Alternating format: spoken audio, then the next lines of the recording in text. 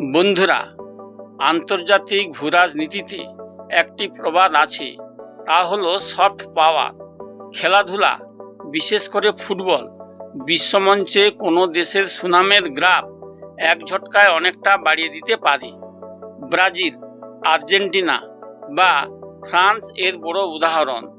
ভারত এখনও সেই স্তরে পৌঁছাতে পারেনি, তবে 2026 বিশ্বকাপের যোগ্যতা অর্জন পর্বের একটি ঘটনা প্রমাণ করে যে মাঠের খেলাও নোংরা রাজনীতির শিকার হতে পারে।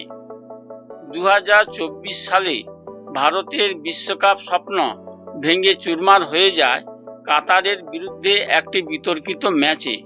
স্পষ্ট দেখা গিয়েছিল বল মাঠের বাইরে চলে গেছে, কিন্তু কাতারের রেফারি ও অফিসিয়ালদের চরম বেইমানির কারণে সেই অবৈধ বলটিকেও গোল বলে স্বীকৃতি দেওয়া হয়। ফলে ম্যাচটি ভারত হেরে যায় এবং বিশ্বকাপের দৌড় থেকে ছিটকে যায়। কাতার অনৈতিকভাবে জায়গা করে নেয়।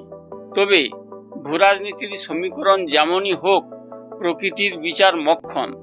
2026 বিশ্বকাপের প্রথম ম্যাচেই কানাডার কাছে কাতার 6 গোল খেয়ে বিধ্বস্ত হয়। একেই বলে পাপ বাপকেও ছাড়ে না। অন্যায্যভাবে পাওয়া টিকিট বিশ্বমঞ্চে শেষ পর্যন্ত লজ্জাজনক ভরাডুবি ডেকে আনলো।